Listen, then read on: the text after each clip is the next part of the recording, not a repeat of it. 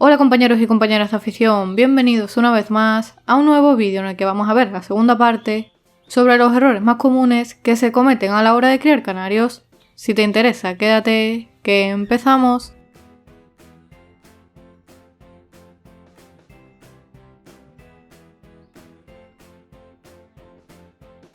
Uno de los errores que casi todos hemos cometido cuando empezamos a criar canarios, e incluso algunas veces también fallan los criadores más experimentados, es el intentar criar con dos canarios del mismo sexo. Por ello es muy importante saber identificar correctamente el sexo de los canarios, para evitar problemas como peleas entre la supuesta pareja, ya que si son dos machos se suelen pegar el uno con el otro si están en celo, para marcar su territorio y para cortejar a la hembra, o puestas de huevo demasiado grandes si juntamos a dos hembras.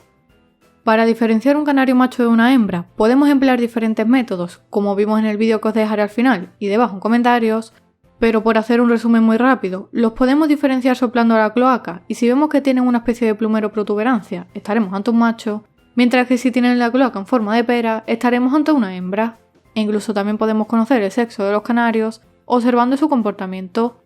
No obstante, como digo, si quieres saber más métodos para saber si tu canario es macho o es hembra, échale un vistazo al vídeo que te dejo al final.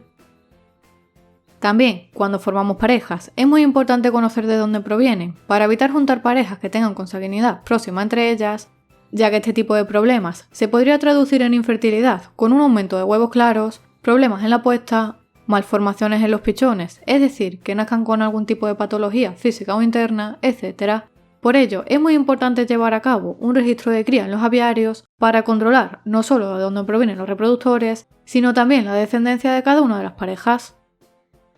Por supuesto, la preparación de los canarios para la cría es un aspecto que no debemos olvidar, y de muchos criadores principiantes que se inician en el mundo de la cría de canarios, a veces pasan por alto, y es por ello por lo que tienen problemas durante la cría o directamente no son capaces de reproducir a los canarios.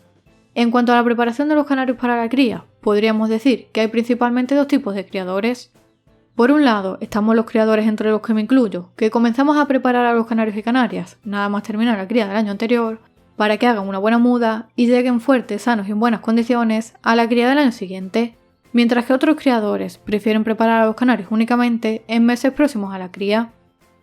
En mi opinión, como he dicho antes, lo ideal es prepararlos durante todo el año, para que al finalizar la temporada de cría, los pájaros se recuperen bien del desgaste producido por ellas, hagan un buen cambio del plumaje, que es un aspecto muy importante, y para que durante el resto del año pues vayan cogiendo las reservas que necesitan para la cría del año siguiente. De esta forma, a medida que nos vayamos acercando a la temporada de reproducción, iremos aplicando una serie de cuidados específicos, como por ejemplo, recordar si fuera necesario las uñas o el pico, cuidar determinados aspectos de la alimentación, para conseguir que tanto canarios como canarias lleguen en perfectas condiciones a la cría, consiguiendo buenos resultados en el índice de fertilidad de los huevos y disminuyendo la mortalidad de los pichones.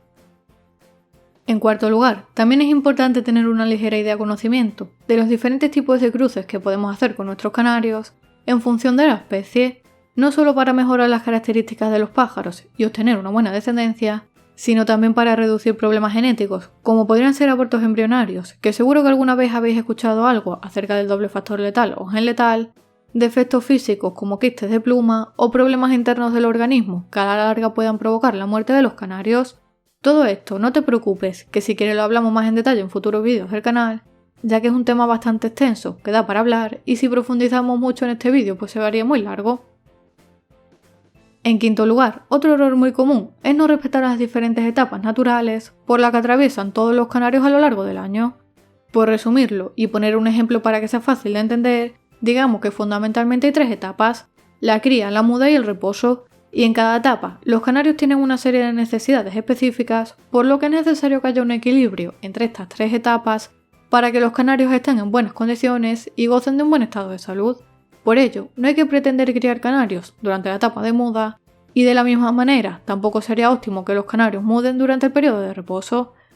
Es decir, durante los meses de cría, que generalmente es en primavera con la llegada del buen tiempo, es cuando deberíamos reproducir a los canarios. Posteriormente, una vez que comiencen a haber temperaturas elevadas, es importante finalizar la cría, para evitar que los reproductores o los pichones puedan morir de calor y para que los canarios realicen un buen cambio del plumaje en el momento adecuado, ya que si llega la época de reposo y aún no han finalizado la muda o no tienen las reservas suficientes, Puede que algunos canarios no estén preparados correctamente para afrontar los meses fríos de invierno, lo que puede ocasionar no solo la muerte del ejemplar, sino que le puede acarrear problemas en la cría del año siguiente.